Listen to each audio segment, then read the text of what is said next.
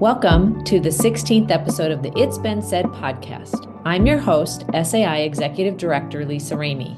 Each show is dedicated to conversations on leadership as we further SAI's mission to support, encourage, and develop Iowa's educational leaders and learners. We're excited this month to welcome Dave Daughton, our very own Government Relations Director. Dave will share valuable insights and strategies for effective advocacy, crucial not just during the legislative session, but all year round. So glad to have Dave Daughton, our Government Relations Director for School Administrators of Iowa, with us today to talk advocacy. So welcome, Dave. Well, thanks for having me. I appreciate it. Yeah, so let's just get started here. Why is education advocacy important, and especially when you think about for public schools? Yeah, I think that administrators need to know how important their advocacy is. As I've started in this role, but even before I was in this role and advocating, I've come to understand that lawmakers don't necessarily understand. And it's not their fault. There's just so many intricacies. So they don't always get it, and we need to help them to understand those things. I think some of the other reasons for advocacy being really important is our public schools educate 92% of the kids in the state of Iowa. That's a big chunk. And we commit a large portion of the state's budget to education, as legislators will always tell us. And so with all those things, that shows the importance of education in the state. That makes education advocacy really, really important so that legislators know what is really happening. Yeah. When you think about that 92%, that's, like you said, a huge chunk of students who are attending our public schools. So making sure that we have public schools who can meet all of their needs is so very important. Yeah, that's really important. And of course, with the advent of ESAs and the vouchers, that number has come out quite often, and we need to continue to let legislators know that while we agree there may be a place for private school education, we in the public schools are educating 92%, the vast majority of the kids. Mm-hmm.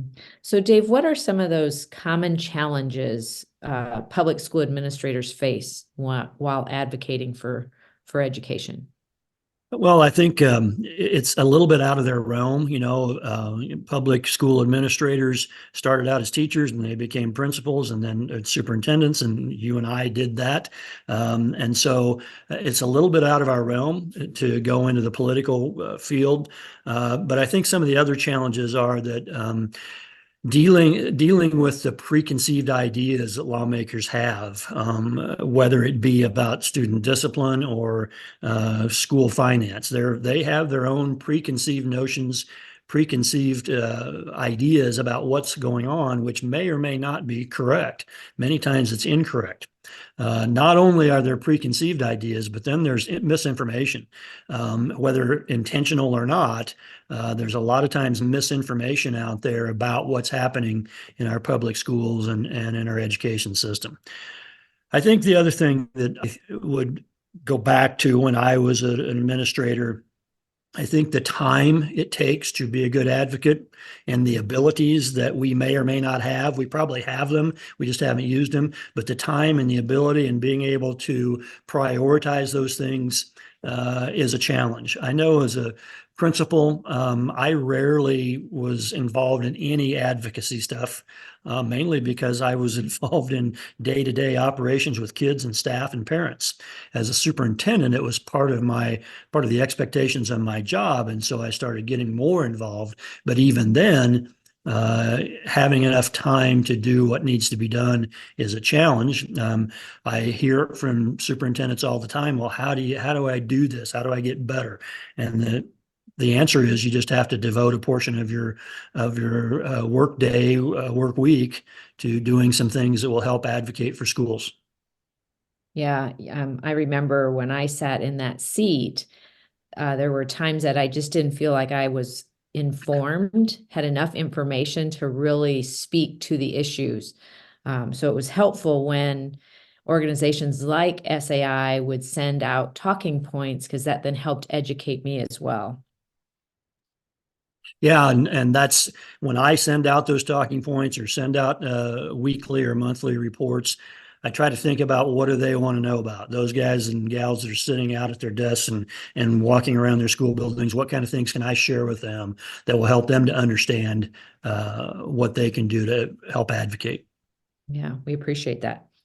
So, Dave, how can administrators effectively communicate the needs of their schools, their districts, to policymakers and legislators? Well, so this is the big deal. This is the effective communication part, being able to actually communicate with them and share things. What I have been using for the last several years after working with this is we need to educate them. We are educators. We need to educate the policymakers and the legislators and the lawmakers. One of the best ways we educate kids is by getting to know them and to develop relationships with them. And so when we talk about legislators and advocacy, we need to get to know them, know who they are to begin with, because sometimes even with changes in districting of elections, we don't even know who they are for a little bit. But administrators need to get to know who they are, then they need to get to know them, and they need to develop the relationships with them. We've talked about just sending them an email, reaching out to them, asking to sit down and have a cup of coffee, but not with the idea of telling them everything they're doing wrong, but with the idea of getting to know them and to develop the relationships with them. Once you developed a little bit of a relationship, then you can start bringing facts about your school, about your community, facts about your students, and stories. And the combination of facts and stories, and I think we'll talk about this a little bit later, but the combination of facts and stories is really, really important. Too many facts doesn't do you any good. Too many stories doesn't give you enough data. So you have to mix it together. The other thing I would say as far as effective communication for lawmakers is the understanding that we need to communicate appropriately. Sometimes emotions run high on both sides, and we get away from communicating appropriately. And I always liken it to, when I talk to administrators, I liken it to if an upset parent came into your office, how would you respond? And the answer is you don't yell back and you don't do things like that. You try to de-escalate the situation, listen to reason, listen to them, talk to them, and educate appropriately so that we can get to where we want to be in the advocacy and the communication experience. Yeah. So our next question, Dave, what are some key strategies for building community support and involvement in advocating for public education? So, we always talk about how important it is for the superintendent, but then also to have, your Chamber of Commerce or business leaders or others to also be advocating for public schools. So what are some of those key strategies administrators can use? So Lisa, that's a really good point. And we talk about how do we talk to legislators and how do we get them information, but our best assets are the people in our own community. And if we can get them the information and communicate with them and get them the information, then they can go and advocate as well. And so your army grows, so to speak. I think we need to educate our community on the issues. I know that as school people, we get the job done. We do whatever it takes. And so our community might not know that we were short a third grade teacher this year and we had to combine classes. All they know is their kids go to third grade and they like their teacher, and that's great. And then they get a little more involved. They don't know what had to happen in order for us to be able to educate those kids. So they need to know those things. The staffing issue is a big one. School administrators do what it takes to get the job done. We make it work, and we don't necessarily go out there and tell them that the superintendent is driving a bus or that the principal is teaching an algebra class. And we need to let them know those things are happening, so that they can become advocates for us on those issues. I think also we need to educate them on the process. If they don't know the process, then it's hard for them to be an advocate. If they send a letter to a legislator and they don't communicate appropriately, which could happen, then that causes more harm than good. So we need to educate them on the process as well. You asked me about key strategies. One that I heard from a superintendent that I know really well, he called me up and he said, "Hey, I'm thinking about putting a letter to the editor in about this particular topic." And I said, "Well, okay, that sounds okay. I don't know how much good it'll do, but can't hurt to try." So he did it, and he got back to me a couple weeks later, and he said, "I got more feedback from my community from that letter to the editor than I have on any other way of communication that I've done. It helped them to understand the issue, and now they could advocate as well." So that's a strategy, and those types of things where we're educating the community that can really help. Yeah, that's a great example, which kind of leads us into our next question. Do you have examples of successful advocacy campaigns that you know have positively impacted public schools? In thinking about this, I think that I go back a few years and I think about the 1 cent sales tax that was put in place to help with school infrastructure. That particular issue started at the grassroots and continued to grow and grow and grow. And it took years, literally took years to get to that point. But that took some successful advocacy on the part of several superintendents around the state, several organizations around the state, sharing what was going on, what was happening, why it was needed. So that's a prime example of successful advocacy, in that they got the information out. They were persistent in what they did. They told their stories. They gave them the data. I think all of those things are important. Another example that I'd bring up is one that's still in progress, and I'll say that very optimistically and hopefully, and that's the current efforts regarding teacher compensation. The governor has expressed publicly that she would like to increase teacher salaries. So we very much support that and commend her for bringing that up. But teacher salaries have been low for an extended period of time when compared to other private parts of the private sector. And so we have been talking about this over time. We continue to share data and information and stories with legislators and lawmakers. And I think that constant pressure of sharing information and letting them know what is really needed is a really good example of a successful advocacy campaign. Now, I'm not counting my chickens before they're hatched, but we're very hopeful that with the governor's stated purpose, that we can get something really important and useful for our school districts, which will help recruit new teachers, which will help keep current teachers, and will help us educate the children. Yeah, Dave, you gave two really good examples there. And when you think back to that 1 cent sales tax, what I heard persistence, I heard patience, I heard stories, data. So connecting to what we heard already as we've been talking on this is that, yes, we just continue to have to be persistent and share our stories and the data on why an issue, whatever that topic is important. Yeah, that's exactly right. Yeah, very good example. So Dave, what are some of the best ways for administrators to engage teachers, possibly even students and parents in advocacy efforts? So I think when we're looking to engage our community, which is what our teachers, students, and parents really are, it's all the things that we've been talking about so far. We need to communicate to them. We need to share information with them. We need to share data. We need to share stories, and we need to discuss those things. The discussion can take place in a variety of methods, but we need to discuss those things. And so we can get all of that information out to the community, the parents, the teachers, and the students. I mentioned the superintendent's letter to the editor and how well that worked for him. As a superintendent, I always tried to share as much as I could with our staff so that they knew what was going on. but also you don't necessarily want them to be involved in the tiny intricacies because they would get upset, I'll say, about some of the things that are going on. And so we try to protect from that. But I think all of those things that we've talked about before about sharing information, building relationships, helping them to understand the information and the issue and the process is important.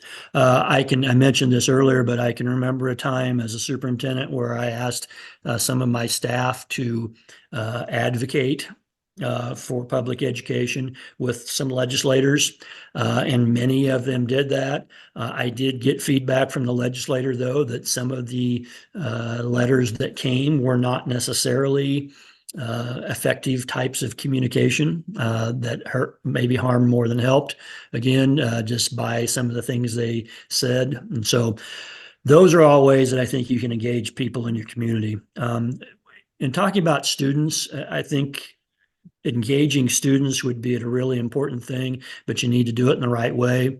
One thing this question brings up is the fact that we're going to have some students, public school students, in the Capitol in February 13th. SAI, ISB, and the AAs are all combining for their Day on the Hill. The showpiece of that Day on the Hill is going to be 20 school districts presenting things that are happening in their community and their school that are really good. And the students will be there to help organize and showcase that and talk to legislators. So that's a really good way to get students involved, not only in things like the Day on the Hill in February, but also in things like when the FFA students go up, when STEM programs go up and have demonstrations. All of those things are a way to get students involved. Legislators love to talk to students.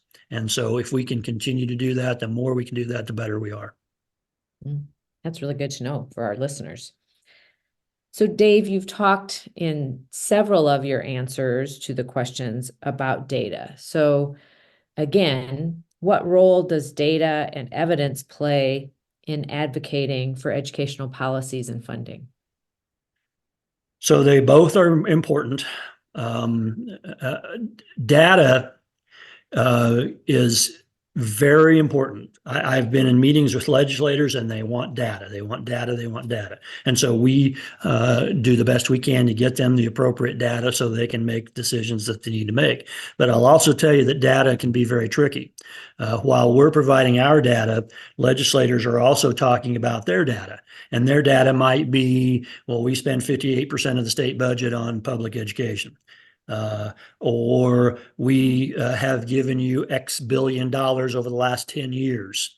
And so those are pieces of data that they use. We may use other ones, and sometimes they conflict because they don't necessarily represent what we or they are saying they're going to represent.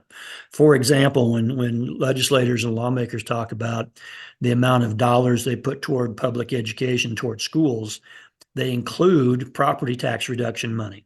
So 100 million in property tax reduction, they count as money going to schools, but it really isn't. It's just money that's not being paid by the local property taxpayer and is instead being paid through the state budget. And so, like I say, data can be very tricky, but it's still important. The evidence, and when I think about evidence, I think about anecdotal evidence, and the anecdotal evidence and the stories are huge. Many times it's more important or more listened to than the data. Legislators hear those stories that administrators and parents will tell, and they make an impact. Now, I will tell you that goes both ways. Sometimes the stories that are told to legislators have a negative impact on policies and legislation that we want to get in place. But other times it can be very motivating for legislators to hear that and will help us out. So I go back to data and evidence being very important, but important in different ways and in different situations. Yeah, thank you, Dave. So there are times when our administrators who are advocating find themselves in challenges. So how can administrators navigate those political challenges while advocating for schools? The one thing I hear most often from school administrators is how frustrated they get with what's going on in the legislature, whether it be bills that are brought up that are never going to pass or even get close to it. And so getting over the frustration is a big part of navigating the political challenges. I think understanding the process is important. School administrators, Lisa, you and I both, when we had presented with a problem in our school, we worked to fix it. And so we just say, well, here's how we can fix this, and here's how we're going to do it. And then we did it. That's not the way it works in the legislature. There are a lot of different things involved in the process, from subcommittee meetings to committee meetings to amendments to rewriting and all different types of things like that, to people who may be in support of the bill but won't vote for it because XYZ, whatever that because is. So those are the understanding of the process, and getting over the frustration is sometimes difficult to navigate. I just try to stress with administrators that I talk to be patient, be a little patient, and work within the rules of the process. I don't like the rules of the process necessarily, but it's a game we are in. And so we've got to follow those rules and work to get things done to the best of our ability. So, Dave, what resources or networks are available for administrators seeking guidance or support in their advocacy efforts? Well, all of the educational organizations, whether you're talking about ISEA, ISB, UEN, RSAI, SAI, and whoever I left off, all of the educational organizations have resources on their website for advocacy.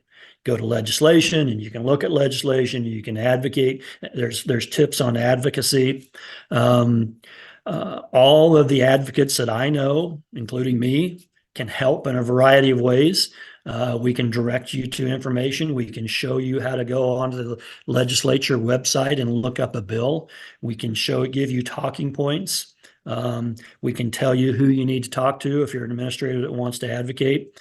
So there are a number of ways that we can help with that, both online and in person or by email or whatever it happens to be. Just reach out to me or reach out to your education organization advocate.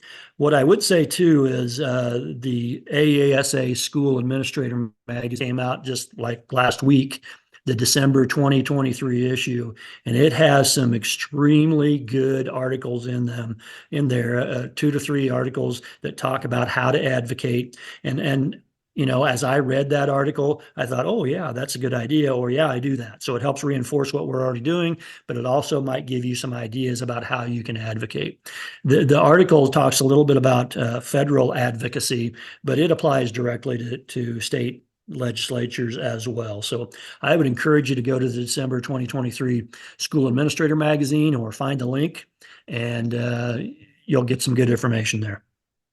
Yeah, thanks for sharing all of those resources. And I would reiterate, all of those organizations that you named are very willing to help and provide a lot of resources to administrators who want to advocate and even, to know how to advocate, right? Great ideas, great suggestions, and talking points are very valuable. So yeah, that's exactly right. And I would say that one thing people may not realize completely is that those organizations work together.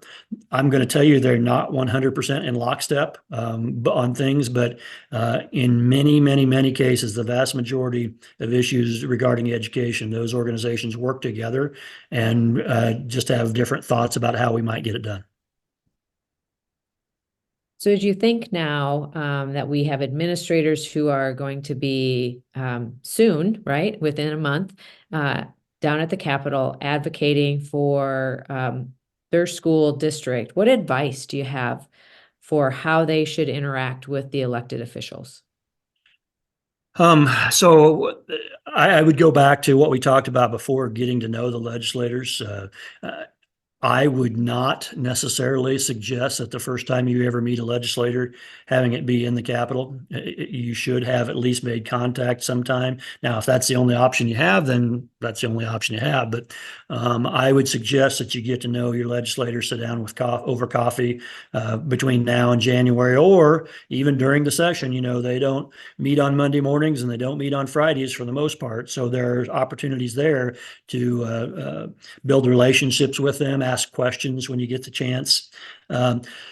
Just in general, in communicating and interacting with elected officials, I would urge you not to go in with a laundry list of 20 topics that you want to try to talk about, because that's just not going to happen. What you should do is pick out 2 or 3 of your most important ones and bring those to the table, at least the first conversation like that you have with the legislator. And also don't bombard and demand. That's not going to work either. I still go back to being an administrator in my office. If someone's into my office and bombards me and demands this, and this, that's not going to work. It just doesn't happen that way. So you need to build those relationships and be able to pick out 1 or 2 important things to talk about at a time and present some possible solutions. Now, that's more difficult than, in many cases, that's very difficult to find possible solutions, but having possible solutions is a start. So I would encourage you to do all of those things, to interact with them. And again, going back to just make sure you're communicating appropriately when you talk to them. Thanks, Dave. Social media. If any, what role does social media play in advocacy? I appreciate the way you paused right after you said social media, because I would pause as well. Social media can be an extremely useful tool for advocacy when it's used correctly. It's a good place to share information. It's a good place to motivate people to get involved. It's a good place so people can see what's really going on, perhaps in your school district. And so I think there's a big role there. But I also will tell you, when used incorrectly, it can be very detrimental. And examples of using it indirectly would be to share a bunch of information that you really don't know is whether it's true or not, or sharing information that you know to be not true, but you're doing it anyway to make a point. And all those things happen on social media literally all the time. I know that when legislators,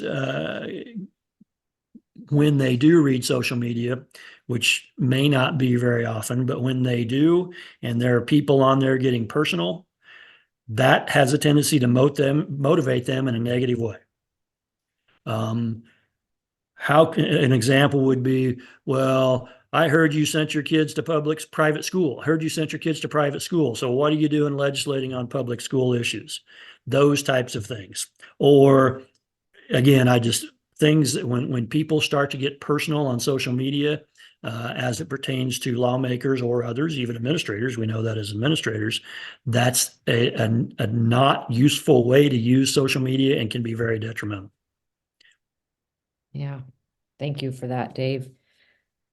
So what unique roles or opportunities do administrators have in advocating for educational policy? So when I think of a unique opportunity, I view this as being, as an administrator advocating for public schools, I have the unique opportunity to help build or impact legislation that will help us in our quest to better our public school systems. If administrators can do all the things that we talked about, and that is, getting to know the building relationships, offering suggestions, offering solutions to problems, telling stories to their legislators, and being able to help them to understand what you understand, and hopefully get them thinking the same way that you're thinking, you as an administrator have an opportunity to actually craft and build legislation and change policy. I can tell you that I was fortunate, and as a superintendent, to be able to develop those relationships with my legislators. And I'm not going to, but I could name off a couple or three different pieces of legislation that I was instrumental in getting written, changed, and passed to help what was going on in our public schools. So that's the unique opportunity that you have to actually impact legislation, which will help you in your quest to educate kids. Yeah, I'm hearing you say that their voices are very important. Extremely important. That's part of it, especially as a superintendent, although it will principals as well, but especially as a superintendent, your voice is important. It's part of your role as an administrator. It's part of your goal to help advocate for your school and public schools. And so the importance of your voice is huge as long as you do it the right way. Yeah. So we've touched on this a little bit, Dave, but what advice do you have for administrators who may feel hesitant or unsure about engaging in political advocacy due to the complexities or even possibly the ramifications from being involved? I think many people in administration are hesitant. I think the reason for the hesitancy is they aren't familiar with the process. They don't, I mean, they know about schools and they know about education and they even know what some things that would help, but they don't really understand the process. So the advice I would have is educate yourself. You know, we talked about educating the community and educating the legislators, but educate yourself. Educate yourself on the facts. Educate yourself on the process. Get active. Once you have some education there, get active. And getting active means going to forums. And so in none of this are you talking to a legislator yet? Are you espousing for a new law? But just go to the forums that they have in your community and listen. And listen to how they answer questions and listen to the questions that others are asking. And if you feel comfortable enough, ask a question yourself. So just understanding the process and understanding where they're coming from. The other thing that I would share from an administrative standpoint that I think would help cure a little bit of your hesitancy is have them come to your school. Your school is your place of safety, so to speak. All right. And bringing them into your school, you can show them around. You feel safe there. You can talk to them about what's actually happening. You can show them what's actually happening. I've mentioned multiple times in meetings with superintendents different examples of legislators who have come into the building and come to a much better understanding of what is happening in the schools as opposed to what they had before they came in. So I would urge you to do all those things. Educate yourself, get active, go to forums, get the legislators in your school, and all of those things progress towards you being an advocate, a successful advocate with your legislators.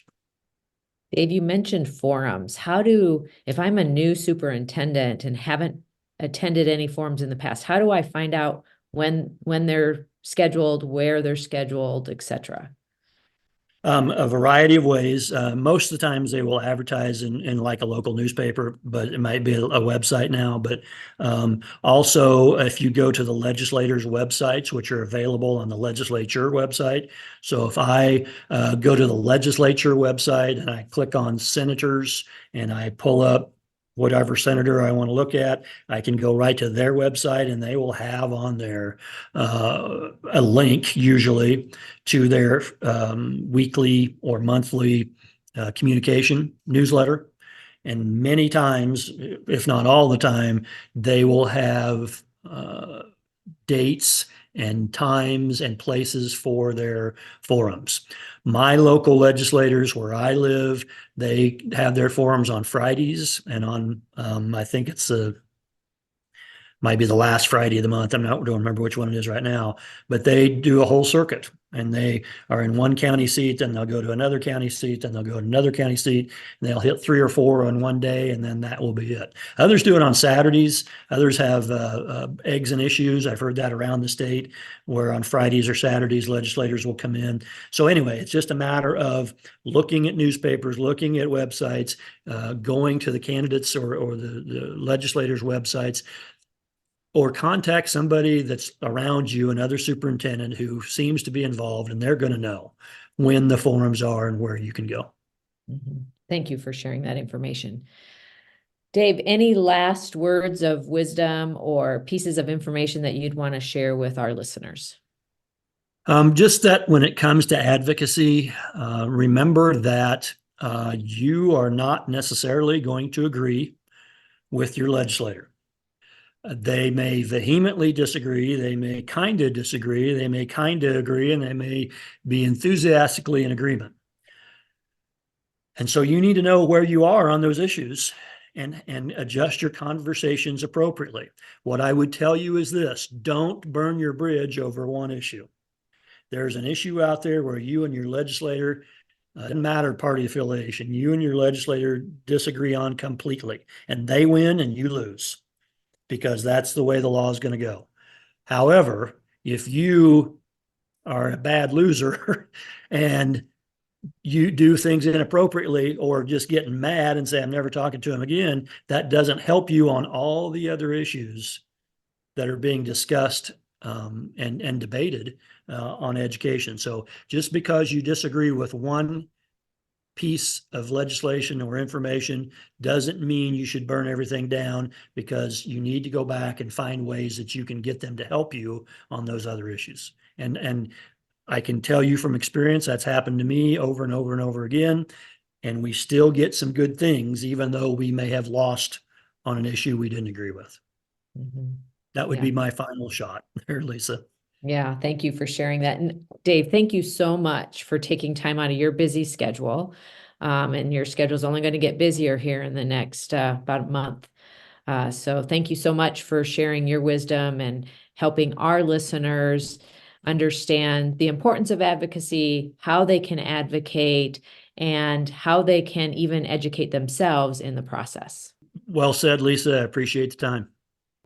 Join us for our next episode, where I'll be hosting Greg Defoe, Superintendent at Adele DeSoto Minburn. Greg will share insights into their journey with the 4 disciplines of execution and how ADM has seen real progress on their wildly important student learning goals.